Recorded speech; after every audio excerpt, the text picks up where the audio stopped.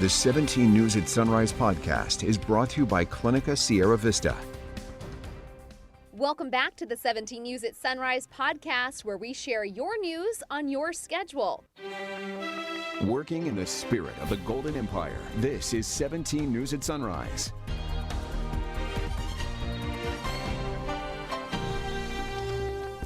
Good morning here at 5 a.m. I'm Maddie Jansen alongside Alex Fisher.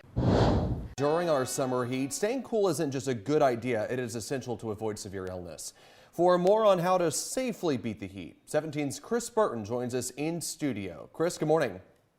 Alex, good morning. Nationally, heat-related illness kills more than 600 people every year, and in climates like ours, extreme heat can quickly move from an annoyance to a life-threatening condition. Now, experts say there are 3 tiers of heat-related illness. The first 2, heat cramping and heat exhaustion, aren't life-threatening, but they can be uncomfortable. Muscle pain, fatigue, heavy sweating, and paleness are all signs that you should stop what you're doing, get somewhere cool, and hydrate. Ignore those signs, and you could end up with a much more serious condition, heat stroke. Heat stroke is going to happen when your body temperature is above 103 degrees.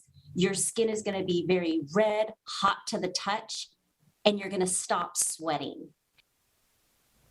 Now, if you see someone get to this stage of heat illness, move them to the shade immediately and call 911. But to avoid any of this happening, Corson says the best thing to do is hydrate early and often and take frequent breaks from outdoor activity. Now, children, pregnant women, and the elderly are all at higher risk for heat-related illness, so it's a good idea to check in on your loved ones during these heat waves and make sure they have ways to cool off.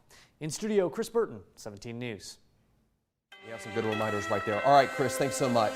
5:04 is our time now. In developing news here today, one person is being treated for injuries this morning after being rescued by the Kern County Fire Department in Northeast Bakersfield. County firefighters say the person drove off the road last night into an inaccessible area hundreds of feet below Round Mountain Road, north of Kern River Avenue.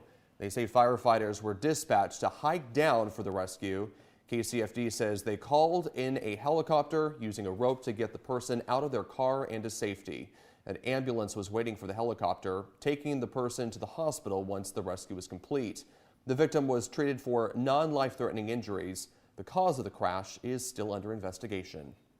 Your time now is 5:04. The Bakersfield Police Department is still investigating a deadly hit and run that happened in East Bakersfield. Officers arrived at Jefferson Park just after 6:45 in the morning and discovered the body of a 57-year-old woman they believe was homeless. Officers say a preliminary investigation showed the victim was sleeping on the grass in the middle of the park when a driver ran her over. The vehicle is described as a white mid-2000s Ford F-150 crew cab. Anyone who recognizes this vehicle is urged to call BPD at 327-7111.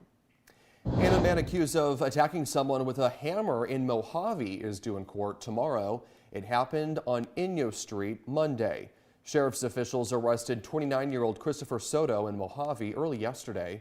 KCSO has not released any further information on the attack. We're also learning the name of a man who was killed in a motorcycle crash Monday evening in Lake Isabella.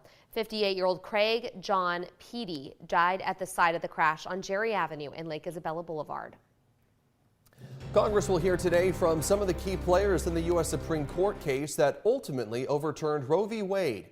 The House hearing comes as Democrats continue fighting for the protection of abortion access. Washington correspondent Jesse Tenor has a look.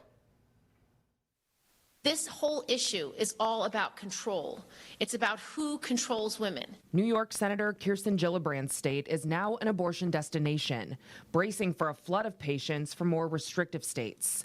But many of those same states are working to ban travel for reproductive care. The right to travel freely across state lines is a constitutional right. Gillibrand and her Democratic colleagues introduced legislation Tuesday that would protect abortion seekers, providers, and transportation services from punishment. They have the right to travel for life-saving medical care. Nevada Senator Catherine Cortez Masto urged Congress to act before these states do. They're anti-women, they're anti-business, and quite honestly, they are unconstitutional. Another new bill also addresses access to abortion pills, clarifying that constitutional protections for interstate commerce trump state laws. The House and Senate plan to take up these measures this week, even though Republicans are expected to block them. Senate Minority Leader Mitch McConnell said the focus should instead be on the ongoing threats against the conservative Supreme Court justices. I find this alarming. What do we hear out of the administration? Darn little. And that was Jesse Chinura reporting. The Biden administration is saying that doctors must provide abortions in emergency situations. The White House says federal law preempts state abortion bans when emergency care is needed. For example, when a woman's life is at risk due to a pregnancy. Doctors can perform the procedure even if it isn't legal in that state. The Department of Health and Human Services says this is not new policy, just a reminder about existing obligations under federal law. And the Perrigo company is asking the FDA to approve a daily birth control pill for over-the-counter sale. If approved, it would be the first over-the-counter option. The request comes on the heels of the Roe v. Wade reversal. Their non-estrogen contraceptive is currently a prescription drug sold under brand Opal since it was FDA approved in 1973. Perrigo says scientific evidence shows the pills such as Opal are effective at preventing pregnancy and safe for most women to use. Currently, the only contraception drugs available for women without a prescription are emergency oral pills such as Plan B. Hello, this is Tim Callahan with Clinica Sierra Vista, and we're excited to unveil the Community Health Center of the Future, our comprehensive care center. It's located right across the street from Memorial Hospital. We have every service under one roof, from family medicine, OBGYN care, dental services for adults and children, behavioral health, and much more. So find your way to better care at Clinica Sierra Vista this year at our comprehensive care center. Visit our website, clinicasierravista.org, for the latest on this project. We'll see you soon.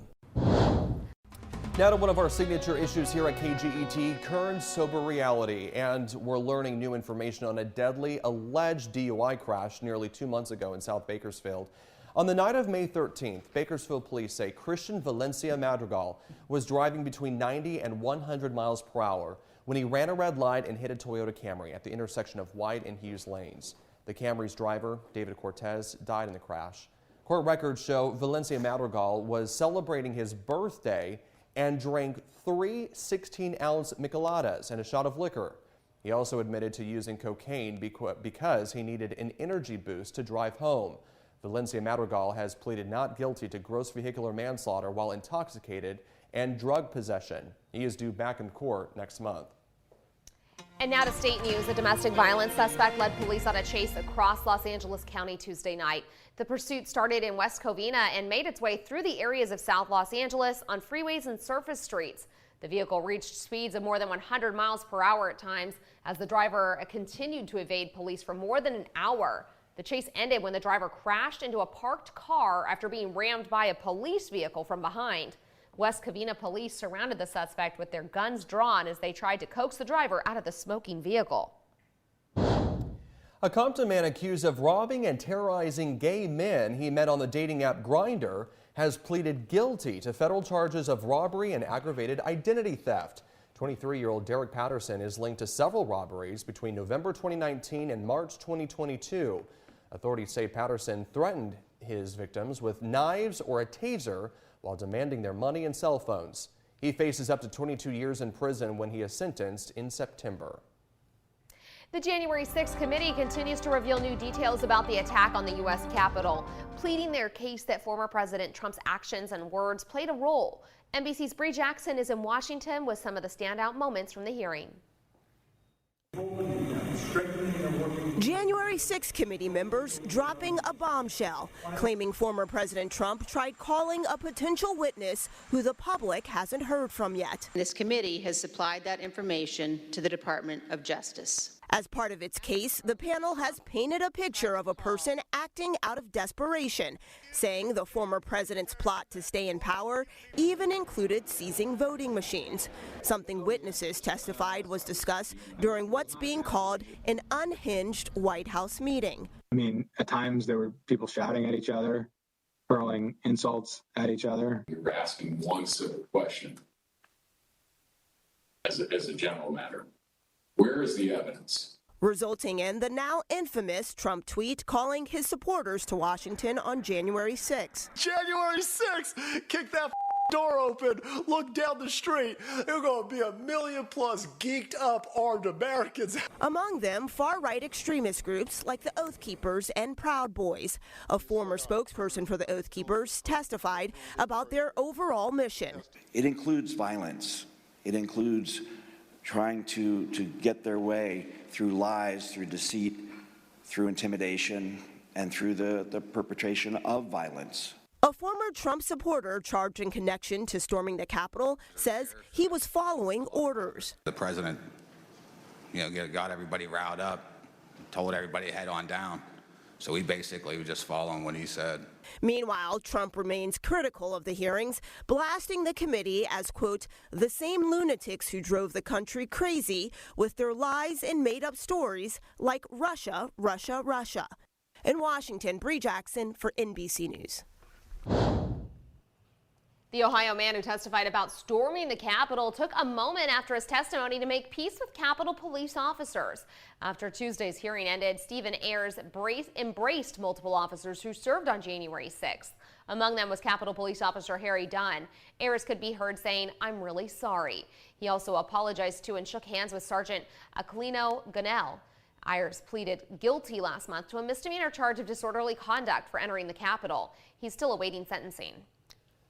5:36 is our time now. COVID hospitalizations here in the U.S. have doubled since May. According to an NBC News analysis, COVID-related hospitalizations are up in all but 4 states, with the biggest increases being reported in the South. The increase is being driven by the Omicron subvariant BA.5, now accounting for 65% of new cases for the week ending July 9th. That's according to the CDC. The BA.4 subvariant accounted for just more than 16% during that same time frame. Both subvariants are more transmissible and more immune evading than previous versions of Omicron. While the vaccines don't offer protections against infection with BA.4 and BA.5, they do reduce the risk for severe complications. That's according to medical experts. Your time is 5:37. Lots of oohs and ahs coming from spectators who've seen the pictures from the Webb telescope, just like the one you see behind me here. NASA revealed a series of pictures from deep space yesterday, the most detailed look ever at the origins of the universe as a new era of space exploration begins. NBC's Jay Gray has more. Stunning images from the James Webb telescope today, turning what had been the subject of science fiction into reality. Today, the Webb mission is open for scientific business. That business, the most detailed look ever at the depths of the universe. Every dot of light we see here is an individual star, not unlike our sun, and many of these likely also have planets. Clusters of galaxies, the birth and death of stars, new data on the makeup of celestial bodies. And we're seeing the elements of oxygen and hydrogen as well as neon. There are even pictures scientists and astronomers don't fully understand. We see examples of structures that, honestly, we don't even know what they are. Like, what's going on here? Webb began collecting data and capturing images a few weeks ago. Today's release, the result of 120 hours of observation. The NASA team stressing this is just the beginning of a new era in astrophysics and space exploration. I can't wait to see where we go from here. The Webb telescope launched with enough fuel to continue its mission for 2 decades or more. Jay Gray, NBC News. It's just incredible to see. Well, here's one way to beat the heat and eat a sweet treat. Houghton Community Blood Bank and Dewar's Ice Cream are once again teaming up for the Pint for a Pint blood drive. Those that donate a pint of blood will receive a redeemable coupon for a pint of ice cream. It's happening tomorrow at Dewar's in downtown Bakersfield and next Thursday at Dewar's in the Northwest. Both events from 2 p.m. to 7 o'clock. For more information about donating blood and making an appointment, you can visit our website, kget.com. Not a bad deal. Not at all. That is my kind of pint right there. A pint of Dewar's. Sign me up. Working in the spirit of the Golden Empire, this is 17 News at Sunrise.